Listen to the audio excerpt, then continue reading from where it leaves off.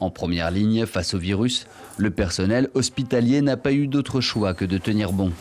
Au plus fort de l'épidémie, selon de nombreux témoignages de soignants, il aurait manqué de moyens et de personnel pour soigner les malades contaminés par la Covid. Une situation critique mais concevable en temps de crise.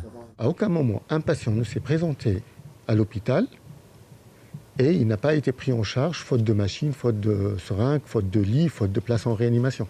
Je ne vais pas vous dire qu'à un moment donné, quand vous avez une personne qui arrive tous les quarts d'heure et qui est suspect d'avoir du Covid, je ne vais pas dire que c'est facile à gérer. Ça, je ne vais pas vous dire le contraire. Voilà. Maintenant, on a toujours été en capacité, même si ça a été fait avec un certain délai, d'hospitaliser l'ensemble des patients.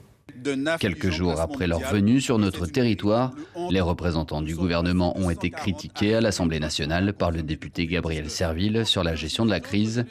La réponse du ministre de la Santé, Olivier Véran, a été cinglante. L'équipe de réanimation nous a dit « Nous n'avons jamais manqué de lits, nous n'avons jamais manqué de respirateurs, nous n'avons jamais manqué de place pour hospitaliser les malades et sauver des vies, nous n'avons jamais manqué de matériel de protection. » On manque de petits moyens, peut-être des moyens qui arrivent, pas au moment où on les attend toujours, mais qui arrivent quand même, puisque tout le monde s'occupe de nous, tout le monde fait attention à nous. Si on dit non, nous a abandonnés, c'est faux.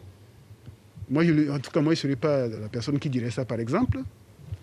Mais dire qu'on a tout, on n'a pas tout, on veut un CHU, par exemple. Depuis 2 à 3 semaines, les chefs de service estiment que la situation est beaucoup plus confortable qu'elle ne l'était auparavant.